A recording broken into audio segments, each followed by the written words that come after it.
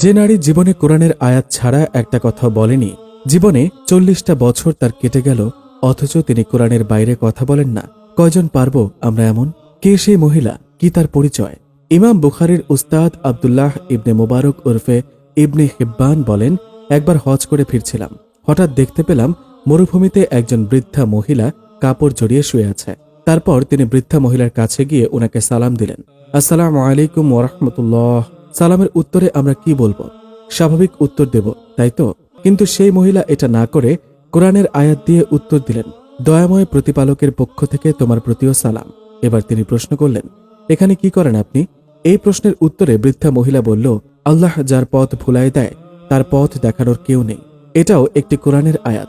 এটা দিয়ে উনি বুঝালেন, উনি হজ করে ফিরছিলেন, এখন পথ হারিয়ে ফেলেছেন। একবার ভাবুন, উনি এমনভাবে কোরআনের আয়াত সিলেক্ট করে যা দিয়ে সব প্রশ্নের উত্তর হয়ে যাচ্ছে। মাশাআল্লাহ। তারপর ইবনে হিব্বান আবার প্রশ্ন করলেন, আপনি পথ হারায় ফেলছেন বুঝলাম, কিন্তু আপনি কোথায় যাচ্ছেন? এই প্রশ্নের উত্তরে বৃদ্ধা মহিলা বললেন, তিনি কোরআনের আরেকটি আয়াত তেলাওয়াত করলেন। রাসূল সাল্লাল্লাহু আলাইহি ওয়াসাল্লাম মিরাজের সময় উনি যে মসজিদুল হারাম থেকে মসজিদুল হারামে গিয়েছিল, উনি এটা তেলাওয়াত করে শোনালেন, অর্থাৎ এটা বুঝালেন যে উনি ফিলিস্তিন যাবেন। এরপর তিনি প্রশ্ন করলেন, এখানে একা একা পড়ে আছেন কয়দিন? উত্তরে তিনি বললেন, টানা 3 দিন 3 রাত। এটাও একটি কোরআনের আয়াত। আবার তিনি জিজ্ঞেস করলেন, এই 3 দিনে একা একা তাহলে খাচ্ছেন কি? ভদ্রমহিলা আবার কোরআনের আয়াত তেলাওয়াত করে বললেন, ওই আল্লাহ তাআলাই আমাকে খাওয়ায়, আল্লাহই আমাকে পান করায়। এবার ইবনে হিব্বান অবাক হচ্ছেন। উনি ভাবলেন, আমি এত বড় মুহাদ্দিস, ইমাম বুখারীর উস্তাদ, আমি স্বাভাবিকভাবে প্রশ্ন করছি আর উনি সব প্রশ্নের উত্তর দিচ্ছেন কোরআনের আয়াত দিয়ে। তারপর আবার প্রশ্ন করলেন, এই যে 3 দিন বালুর মধ্যে আছেন, ওযু করেন কিভাবে? এবারও তিনি কোরআনের আয়াত দিয়ে বলে শোনালেন, আল্লাহ বলেছেন, যদি তোমরা পানি না পাও পবিত্র মাটি দিয়ে তায়াম্মুম করে নিও। আল্লাহু আকবার। এবার তিনি আবার প্রশ্ন করলেন, আমার ব্যাগে তো খাবার আছে, আপনি কিছু খাবেন? এবারও বৃদ্ধা কোরআনের আয়াত বললেন, আল্লাহ বলেছেন, তোমরা রোজা ফজর থেকে শুরু করে সন্ধ্যা পর্যন্ত পূর্ণ করো। এটা দিয়ে তিনি বোঝালেন যে তিনি রোজা। এবার ইবনে হিব্বান জিজ্ঞেস করে বসলেন, আচ্ছা মা, আমি যাই জিজ্ঞেস করি আপনি স্বাভাবিকভাবে উত্তর না দিয়ে কোরআনের আয়াত দিয়ে কেন বলেন? এটার উত্তরেও তিনি আরেকটি কোরআনের আয়াত বললেন।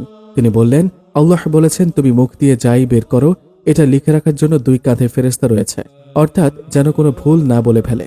সেই ভয়ে কোরআনের আয়াত দিয়ে কথা বলে। আল্লাহু আকবার। কি নারী ছিল! বিস্মিত হয়ে ইবনে হিব্বান বললেন, আচ্ছা মা, আপনি যেহেতু পথ হারিয়ে ফেলেছেন, আপনি আমার উঠে উঠুন, আমি আপনাকে কাফেলাতে যুক্ত করে দিচ্ছি। আপনি কি যাবেন? এর উত্তরে তিনি কোরআনের আয়াত দিয়ে বললেন, তিনি যাবেন। এবার উনি উঠে উঠার সময় আমি তাকিয়েছিলাম যে উঠতে পারছে কিনা। এটা দেখে তিনি কোরআনের আয়াত দিয়ে বললেন, আল্লাহ বলেছেন, নবী হে, আপনি মুমিনদেরকে বলুন তারা যেন পরনারীর দিকে তাকিয়ে না থেকে চোখ যেন নিচের দিকে রাখে। এটা শুনে ইবনে হিব্বান লজ্জা পেয়ে গেল, চোখ অবনত করল। এরপর তিনি উঠে উঠলেন। ইবনে হিব্বান রশি ধরে টানতে শুরু করলেন। যেতে যেতে উনার হারানো কাফেলার সাথে যুক্ত হয়ে গেলেন। সেখানে মহিলা সন্তানদের খোঁজ পাওয়া গেল। ইবনে হিব্বান ছেলেদেরকে জিজ্ঞাসা করলেন, কেন আপনার মাতা এভাবে কথা বলেন? উত্তরে ছেলেরা বললেন, উনি আমাদের মা, উনার বয়স 40 বছর, জীবনে কোনোদিন কোরআন ছাড়া অন্য কোনো কথা বলে নাই।